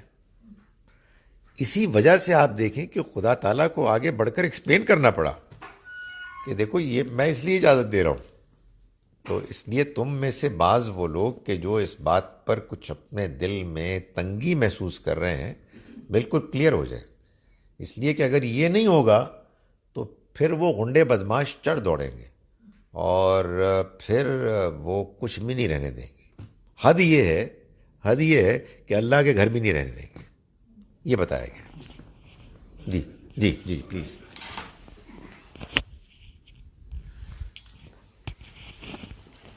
یہ ڈاکٹر صاحب ہم نے ابھی پڑھا ہے کہ اونٹ کی قربانی جو ہے شاعر اللہ سے اس کا ذکر کر دیا گیا ہے. لیکن آج کل ہم حج پہ جاتے ہیں اور کرتے ہیں تو ہمیں وہ چٹ مل جاتی ہے کہ آپ کی قربانی ہوگی، اور آئی ایم شیور کہ وہ ساری اونٹوں کی نہیں ہوتی ہوگی. جی مے بی اس میں گوٹس وغیرہ دوسری جتنے بھی ہیں جانور سارے ہوں گے. تو یہ آئی ہوپ وہ ہمارا جو قربانی کی جو ہمارا اللہ کا حکم ہے وہ ہو جاتا ہے. بہت مہربانی. سورہ رات تو ہم پڑھ نہیں لیں، لیکن سورہ رات میں اللہ تعالیٰ نے فرمایا کہ یہ جو رات ہے، یہ بجلی کی کڑک، یہ بھی اللہ کی تسبیح کرتی ہے. دیکھیے گزارش یہ ہے کہ یہاں اونٹوں کی قربانی کے بارے میں یہ نہیں کہا گیا کہ یہ واحد قربانی ہے، بلکہ جس طرح سے بیان کیا گیا ہے سیاق سباق میں، اس سے یہ معلوم ہوتا ہے کہ یہ بھی ہے. کیونکہ میں نے گزارش کی نا کہ یہودی خاص طور پر اس کا پروپیگنڈا کرتے تھے کہ یہ نہیں ہے، تو اللہ تعالیٰ نے فرمایا کہ یہ بھی ہے. اور خاص طور پر عربوں کے ہاں تو یہ بڑا ہی قیمتی جانور تھا. رہی جو دوسری بات ہے، آپ صحیح فرماتے ہیں کہ وہ ایک بڑی اس زمانے کی لمیٹیشن ہے کہ ہم کو معلوم ہی نہیں ہوتا کہ جانور کہاں قربان ہوا ہے. زیادہ سے زیادہ یہ ہوتا ہے کہ یہ معلوم ہوتا ہے کب قربان ہوا. اور میرا یہ خیال ہے کہ اس بارے میں بھی سوچنا چاہیے کہ اس کا کیا طریقہ ہو سکتا ہے کہ ایسا ممکن ہو پریکٹیکلی کہ آپ جانور کی قربانی کے موقع پر موجود ہوں. آنیسٹلی جو بڑی تعداد لوگوں کی موجود ہوتی ہے اس میں کیا ارینجمنٹ کی جا سکتی ہے، یہ ایک ہونا چاہیے. اس پہ خود سے ایک پورا سوچ بچار کا ایک اہتمام. ظاہر ہے کہ جہاں ویئر دیر از اے ول دیر از اے وے، کچھ نہ کچھ کیا جا سکتا ہے. یہ جو کچھ ہو رہا ہے اس وقت، میں سمجھتا ہوں کہ یہ سیکنڈ بیسٹ آلٹرنیٹو ہے. غلط تو نہیں ہے لیکن بہرحال آئیڈیل بھی نہیں ہے. مطبخ میں نیچے چلے جاتے ہیں، اچھا، لیکن سب کو اجازت تو نہیں مل سکتی، لیکن کچھ جاتے ہیں اور اپنے سامنے کرواتے ہیں. یعنی وہ مینا ہی میں قربان کر سکتے ہیں. اوکے، سو اس کا مطلب یہ ہے کہ کچھ لوگ اپنی مرضی سے وہاں قربان کرتے ہیں جانور اور قربان کرتے ہیں. نہیں، وہ اصل میں قربانی تو وہیں کی ہے، وہ تو وہیں کی ہے. یہ جناب اس دوران میں یہ کہہ دیا سوال آ گیا کہ there would be no supplementary اور repeat exam, only one chance and that's all. دیکھیں یہ ایک چانس نہیں ہے, یہ ملٹیپل چانسز ہیں. یعنی ایسا نہیں ہے کہ آپ نے ایک فائنل ایگزام دیا اور آپ کو بتایا گیا کہ آپ فیل ہو گئے. نہیں, آپ کو جتنی آپ کی عمر ہے اس میں جتنے دن ہیں اس میں ہر دن آپ کو ایک سے زیادہ چانس ملتا ہے. تو آدمی اس کو ریپیٹڈلی اس کو اگنور کرتا ہے. اب آپ کہیں کہ نہیں ایک اور چانس ملے گا, اس کا جواب قرآن یہ دیتا ہے کہ اگر ہم دے دیں گے پھر لوگ وہی کچھ کریں گے. وجہ یہ ہے کہ جب نیا چانس دیں گے تو پھر وہی حالات ہوں گے, اور ان حالات میں پھر وہی بندہ ہوگا. کون بندہ؟ جس بندے کو اللہ نے ٹھیک بنایا تھا اور اس نے خود اپنے آپ کو بگاڑ دیا.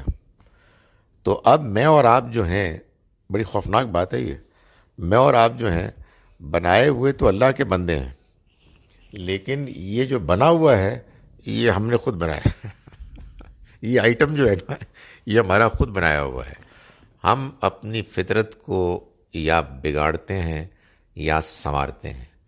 اور یہ جو قرآن مجید نے کہا نا کہ یہ جو انسان کی شاکلہ ہے, ہر شخص کی اپنی اپنی ایک شاکلہ ہے, اور وہ اسی کی بنیاد پر ہے کہ جو چل رہا ہے اور اللہ کے یہاں جواب دہ ہوگا.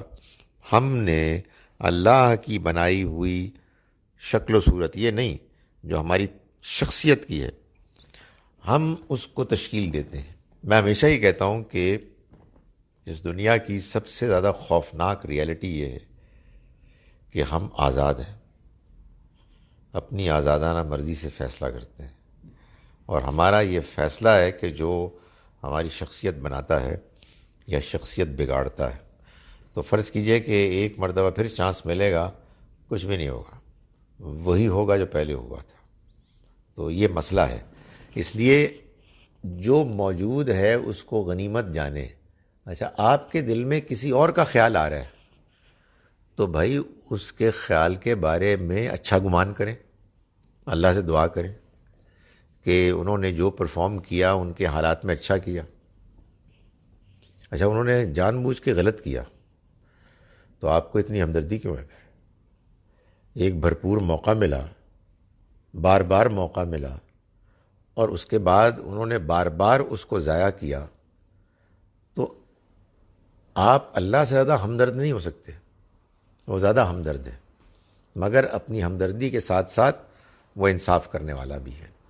اچھا جی, میرا خیال ہے کہ اب جو زوردار قسم کی بارش کی آواز باہر آ رہی ہے, اس کے بعد تو یہی آخری سوال ہی ہو سکتا ہے. In case of epidemics like corona virus, is it okay to offer prayers in home instead of mosque, and what about Jummah prayers? جو آپ کا دل سمجھتا ہے کہ موضوع ہے وہ آپ کو کرنا چاہیے. اگر آپ کے خیال میں اس سے وبا کے پھیلنے کا امکان ہے تو ظاہر ہے کہ ایک آدمی یہ فیصلہ کر سکتا ہے. اس میں ہر انڈیویجول اپنے اپنے بارے میں طے کرے گا, کیونکہ ظاہر ہے کہ یہ وہ چیزیں ہیں کہ جن میں لوگوں کی اپنی انڈرسٹینڈنگ, پرسیپشن, جذبات مختلف ہوتے ہیں. جمعے کی نماز کے بارے میں اگر مسلمان حکمران کوئی فیصلہ سنا دیں تو پھر تو اس کو ماننا پڑے گا. انہوں نے فیصلہ نہیں کیا ہے اور آپ اپنے طور پر کوئی اسٹرانگ فیلنگ رکھتے ہیں تو یہ آپ کا فیصلہ ہے. اقول قولی ھذا واستغفر اللہ.